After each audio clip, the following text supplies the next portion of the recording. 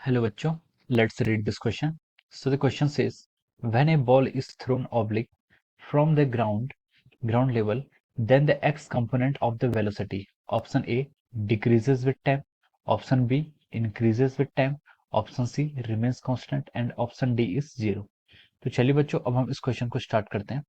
तो देखिए बच्चों, इस क्वेश्चन का जो आपका की कॉन्सेप्ट होगा, इस क्वेश्चन का आपका जो की कॉन्सेप्ट है, ये क्वेश्चन में हमसे पूछा गया कि देखिए, हम एक बॉल को क्या कर रहे हैं, थ्रो कर रहे हैं obliquely.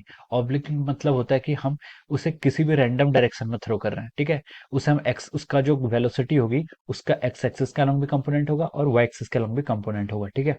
From the ground level, then the x component of the velocity decreases with time, increases with time, remains constant और जीरो। तो हमसे पूछा कि उसकी एक्स कंपोनेंट ऑफ वेलोसिटी क्या होगा, ठीक है।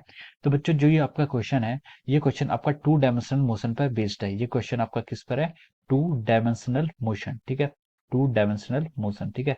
The key concept of this problem is our two dimensional motion. तो देखिए, टू डायमेंशनल मोशन ये कैसा है?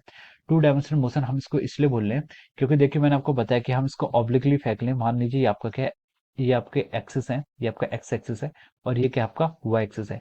आपने किसी ऑब्जेक्ट को फेंका, ठीक है। किसी ऑब्जेक्ट को फेंका, उसकी इनिशियल वेलोसिटी मान लीजिए आपकी यू है, ठीक है। और ये आपने थीटा डिग्री हॉरिजॉन्टल से फेंक लिया किसी भी एक्सिस पर, ठीक है। तो देखिए, इसके वेलोसिटी के यहाँ पर आपके दो कंपोनेंट होंगे, इसके वेलोसिटी के दो कंपोनेंट होंगे।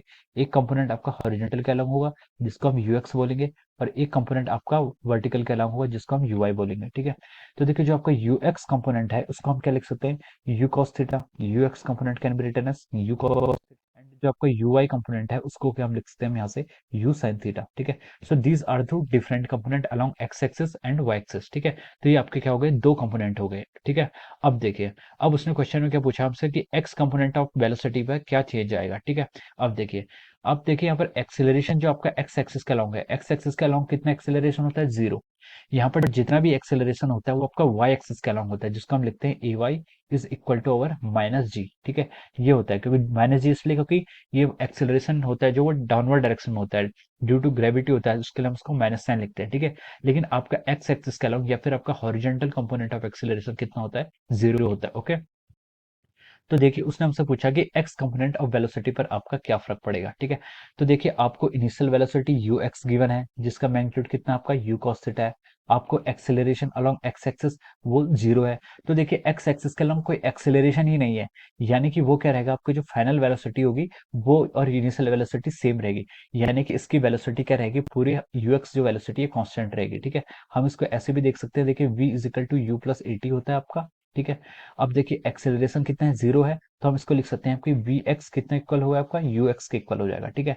आपका जो ये आपका और ये आपका रहेगा कांस्टेंट रहेगा, ठीक है।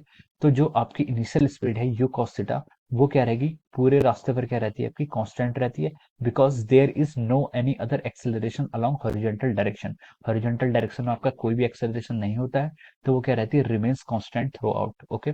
सो वी कैन से दैट इसका जो राइट आंसर होगा, देखिए, रिमेन्स कांस्टेंट आपका ऑप्शन सी है, ठीक है। तो हम कह सकते हैं कि जिसका ऑप्शन सी है वो क्या होगा? आपका करेक्ट होगा, ठीक है। We can write down from here that option C is correct. Option C के आपका यहाँ पर से आपका करेक्ट ऑप्शन है, okay. This option is our correct option. So I hope you all understood this concept. All the best and thank you so much.